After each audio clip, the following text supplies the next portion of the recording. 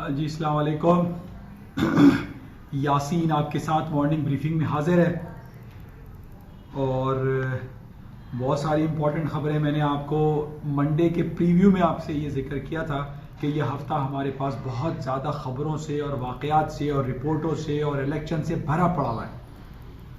अच्छा, कुछ बातें करने से पहले मैं आपसे फिर दोबारा ये कहूँगा कि इस यूट्यूब चैनल को प्लीज़ सब्सक्राइब का बटन ज़रूर दबा लीजिएगा, क्योंकि अक्सर मेरी अपलोड जो है वो फेसबुक पे या इंस्टाग्राम पे अपलोड नहीं हो पाती है। तो मेरी रिक्वेस्ट आपसे ये है कि यूट्यूब चैनल, चूँकि यूट्यूब पे मैं अपलोड करता हूँ, तो यूट्यूब पे इसको आप सब्सक्राइब ज़रूर कर लीजिएगा।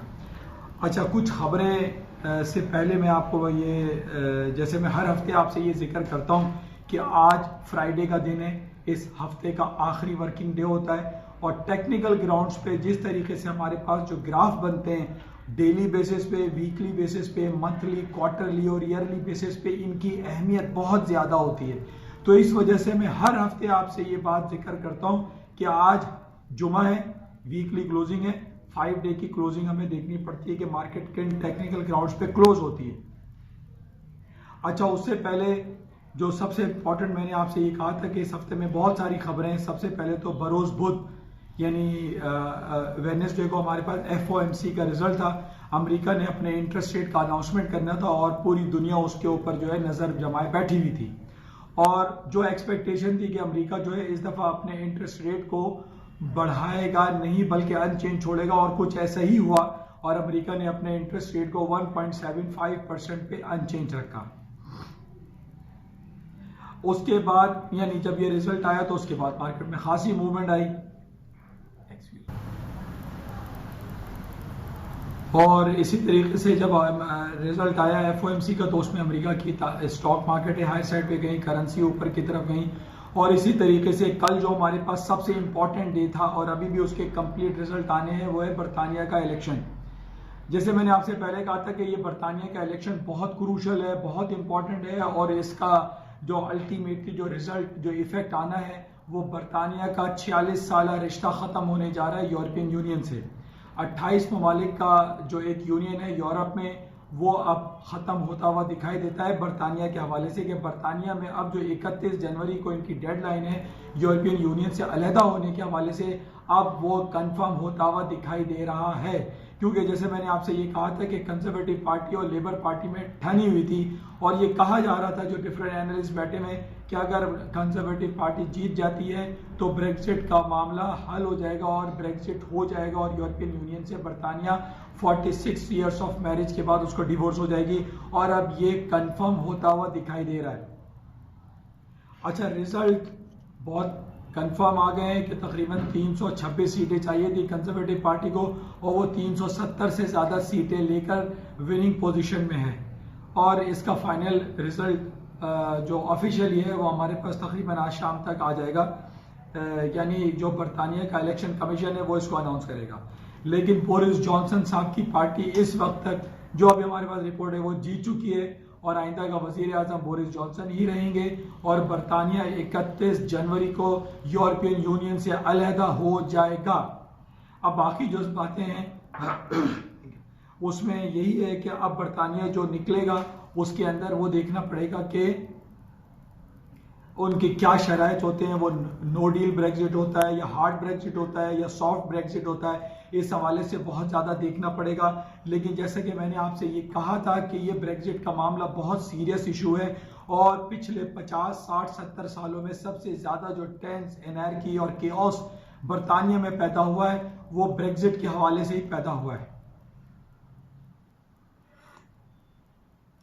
और बरतानिया का 46 साल के बाद यूरोपियन यूनियन से अलहदा होने का मामला ये है कि यूरोजोन में एक शिराजा बिखरता हुआ दिखाई दे रहा है। क्योंकि इससे पहले भी हमारे पास ये रिपोर्ट आई थी कि अगर बरतानिया, जो कि सबसे बड़ी इकोनॉमी कंसिडर की जाती है यूरोप में, यूरोपियन यूनियन में, इसका अगर यूरोपियन यूनियन से अलहदगी हो जाती है तो ये शिराजा बिखरेगा। फिर दूसरे कंट्रीज हैं, जर्मनी है, फ्रांस है, ऑस्ट्रेलिया है, ये तमाम कंट्रीज भी ये कहेंगे कि हम भी यूरोपियन यूनियन से अलहदा होना चाहते हैं, जो कि बहुत ज़्यादा नेगेटिव हो जाएगा। इस हवाले से जो मेरे पास इंडिकेशन है और मैं ये देख रहा हूँ कि आज सुबह से करेंसी मार्केट 300 पॉइंट प्लस है और स्टर्लिंग की मार्केट तकरीबन 1-1.5 साल की हाईएस्ट लेवल पे खड़ी हुई है। 1.35 के लेवल को इसने टच कर दिया है। यूरो 1.12 पर आ गया है। लेकिन आई पर्सनली फील कि जब भी इस किस्म की मार्केट में मूव होती है और किसी खबर पे मार्केट में 300 पॉइंट की मूव आती है या तकरीबन less than around 2% market higher side पे जाती है, तो वो करेक्शन आता है और मार्केट दोबारा डाउन साइड पर आ जाती है। तो मैं उन तमाम लोगों को जो करेंसी डीलर हैं, जो करेंसी मार्केट में काम करते हैं, उनको मैं ये सलाह दूंगा कि वो करेंसी में यूरो और स्टर्लिंग की मार्केट में शॉर्ट सेलिंग करें, उसको बेचें, उसको हाथ में या हैंड में ना रखें, उसको होल्ड ना करें, क्योंकि जिस तरीके से आज सुबह से मार्केट हायर साइड पे जा रही है, शाम में ये मार्केटें डाउन हो सकती हैं।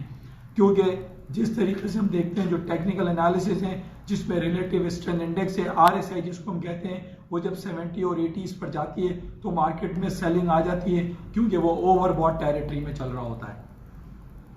तो बहरहाल ये दिखाई दे रहा है कि स्टर्लिंग और यूरो में शॉर्ट सेलिंग की जा सकती है। इसको आप लोग क्लोजली वॉच करें, क्योंकि मार्केटें बहुत ज्यादा ओवरबॉट टेरिटरी में इस वक्त ट्रेड हो रही हैं।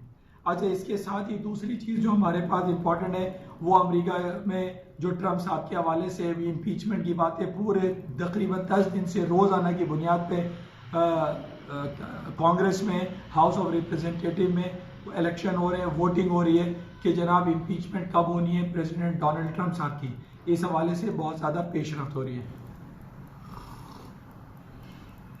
इसके साथ ही आज या कल में हमें ये खबर आ जाएगी कि अमेरिका के सदर डोनाल्ड ट्रंप की इम्पीचमेंट की डेट क्या रखी जा रही है। ये बहुत इंपॉर्टेंट हो गया है, क्योंकि ये जो हमारे पास इवेंट है कि FOMC हो गया, बरतानिया का इलेक्शन हो गया, अब ब्रेक्जिट की पिक्चर हमारे पास क्लियर हो रही है। अब हमारे पास एक इम्पॉर्टेंट जो भी इम्पीचमेंट का सिलसिला है वो भी आजकल में पता चल जाएगा। इसके अलावा आज हम अमेरिका की और पूरी दुनिया की स्टॉक मार्केटें देख रहे हैं, वो तारीख की बुलंदतरीन सतहों पे चल रही है। मैं पिछले 6 महीने या 1 साल से आपसे ये कह रहा हूं कि अमेरिका की स्टॉक मार्केटें नहीं गिरेंगी, नहीं गिरेंगी, नहीं गिरेंगी, और यही कुछ हो रहा है। वो तमाम लोग जो शॉर्ट सेलिंग में बैठे हुए हैं और उम्मीद पे बैठे हुए हैं और नमाजें और दुआएं कर रहे हैं कि मार्केटें गिरेंगी, मार्केटें नहीं गिर रही हैं। उसकी वजह यह है कि अमेरिका की जितनी बड़ी बड़ी कंपनीज हैं, जिसको मैं फैंग ग्रुप कहता हूं, Apple, Amazon, Alphabet, Google, Facebook, Microsoft, Mobil, Exxon, Intel, IBM, ये बिलियन डॉलर कंपनीज हो गई है, ट्रिलियन डॉलर कंपनीज हैं। इन तमाम की रिपोर्टें बहुत अच्छी आ रही हैं। तो इस वजह से हमारे पास अमेरिका के जितने भी इकोनॉमिक इंडिकेटर्स हैं वो द बेस्ट हैं, जिसकी वजह से अमेरिका की स्टॉक मार्केटें रोज बरोज तारीख की बुलंद तरीन सतहों पे चल रही हैं। और आज भी कुछ सूरत हाल ऐसा ही है। S&P, डाउ जोन्स, नेस्डैक सब प्लस है। 2% मार्केट है प्लस है, चाहे वो यूरोप हो, एशिया हो, अमेरिका हो, पूरी दुनिया की स्टॉक मार्केट ऊपर है। और ऊपर होने की वजह जो मैं काफी अरसे से आपसे बयान कर रहा हूं कि अमेरिका ने डेडलाइन दी हुई थी चाइना पे जो टैरिफ लगाने की 15 दिसंबर, वो खत्म हो गई है। और अब अमेरिका वो तमाम टैक्सेस जो उसने चाइनीज गुड्स पे लगाए थे उसमें 50% डिक्लाइन कर दिया है। ये कल रात को ऐलान हुआ है, और इस ऐलान होने के बाद पूरी दुनिया की स्टॉक मार्केटें बशमूल पाकिस्तान की स्टॉक मार्केटें जो कि 10 महीने के हाईएस्ट लेवल पे खड़ी हुई है, 41,000 क्रॉस कर गई है। और अभी इस वक्त 500 point Pakistan stock exchange PSX index plus में। इसी तरीके से बॉम्बे सेंसेक्स वो भी 41,000 के हाईएस्ट लेवल पर है और मार्केट 400 पॉइंट प्लस है। तो कहने का मुख्तसर ये है कि अमेरिका और चाइना के दरमियान जो ट्रेड वॉर का सिलसिला चल रहा था वो थमता हुआ दिखाई दे रहा है। एक ये प्लस पॉइंट है, प्लस अमेरिका के जितने इकोनॉमिक इंडिकेटर्स हैं वो सब बेहतरीन है, प्लस में है, अच्छे हैं। अमेरिका की स्टॉक मार्केटें नहीं गिर रही हैं, अमेरिका की बड़ी बड़ी कंपनीज अच्छे रिजल्ट प्रोड्यूस कर रही हैं। इसके साथ ही जो हम बात कर लेते हैं, पाकिस्तान के हालात माशाल्लाह बेहतर हैं। और आज स्टेट बैंक ने, नेशनल बैंक ऑफ पाकिस्तान ने ये कंफर्म किया है कि 190 मिलियन पाउंड स्टर्लिंग जो मलिक रियाज साहब की तरफ से लंदन से आने थे वो हमारे बैंकिंग फाइनेंशियल सिस्टम में इंजेक्ट हो चुके हैं, जो कि बहुत पॉजिटिव है, जिसकी वजह से हमारे फॉरेन करेंसी रिजर्व जो एशियन डेवलपमेंट बैंक ने हमें लोन दिया है $1 बिलियन का, वो भी इंजेक्ट हो गया है, जिसकी वजह से हमारा फॉरेन करेंसी रिजर्व पाकिस्तान का अल्हम्दुलिल्लाह वो बढ़ता चला जा रहा है, जिसकी वजह से बहुत पॉजिटिव है। अच्छा, इसके साथ ही एक थोड़ा सा पाकिस्तान का सऊदी अरब के साथ एक तनाज़ा शुरू हुआ है, खड़ा हुआ है, जिसको रिजॉल्व करने की कोशिश की जा रही है। और वो तनाज़ा ये है कि पाकिस्तान ने टर्की और मलेशिया के साथ एक मीटिंग अरेंज की है, जिस पे सऊदी अरब ने बरहमी का इजहार किया है। और सऊदी अरब के बरहमी का इजहार करने का मकसद ये है कि OIC Organisation of Islamic Conference जो होती है वो चूंकि डिसफंक्शनल हो चुकी है, उसको बेहतर करने के लिए या उसके मुतबादिल एक नई ऑर्गेनाइजेशन बनाने के हवाले से पाकिस्तान, मलेशिया और टर्की एक प्लेटफॉर्म पे काम कर रहे थे, जिसकी वजह से सऊदी अरब ने नाराज़गी का इजहार किया है। लेकिन पाकिस्तान अपना जो मौक़िफ़ है वो बताने के लिए सऊदी अरब जा रहा है, इमरान खान साहब भी जा रहे हैं कि उनका मकसद ये नहीं है कि वो OIC को ख़त्म करना चाहते हैं। बहरहाल हम बिल्कुल शुरू से सऊदी अरब के दोस्त हैं और दोस्त रहेंगे, इस वजह से सऊदी अरब की नाराज़गी हमारे लिए इतनी अच्छी नहीं है। हम चाहते हैं कि सऊदी हुकूमत और पाकिस्तानी हुकूमत हमेशा एक साथ रहें और एक प्लेटफॉर्म पे रहें, ये हम सब के लिए और इस मुस्लिम उम्मा के लिए भी बेहतरीन है। अच्छा, इस हवाले से आज जो मार्केटें चल रही हैं उसमें गोल्ड की कीमत कल हमने देखा था कि 1480 को क्रॉस कर गई थी। मैं बहुत अरसे से आपसे ये बता रहा हूँ, बयान कर रहा हूँ, जिक्र करता आ रहा हूँ कि 1480 और 1440 दो important supporting and resistance level है। मार्केट अगर आज फ्राइडे है 1480 के ऊपर क्लोज होती है तो गोल्ड को बाय करना चाहिए, गोल्ड की कीमतों में मजीद इजाफा हो सकता है। लेकिन जो जियो पॉलिटिकल सिचुएशन है वो हमारे पास इतनी अच्छी नहीं है। बहरहाल आज 1480 स्पॉट गोल्ड को हमें देखना है कि 1480 के ये ऊपर बंद होता है या नहीं होता है। अच्छा, इसके साथ ही इसराइल में बहुत ज़्यादा टेंस हालात चल रहे हैं। इसराइल में एक साल में 3 इलेक्शन हो चुके हैं। वहाँ पे जो नेतन्याहू साहब हैं और एक ग्रैंड है वहाँ पे दूसरे उनके अंदर ठनी हुई है। और अब ये कहा जा रहा है कि इस साल या अगले साल दोबारा एक साल के अंदर या 12 महीने के अंदर इसराइल में तीसरा इलेक्शन होने जा रहा है। हमने पहले भी ये देखा था कि इसराइल ने ये ऐलान किया था नेतन्याहू ने कि जनाब अगर वो जीत जाते हैं, लैंडस्लाइड कर जाते हैं, तो वो तमाम इलाके जो वेस्ट बैंक है या फ़लस्तीन के साथ शामिल है वो उनको एनेक्स कर लेंगे और उनका कब्जा कर लेंगे।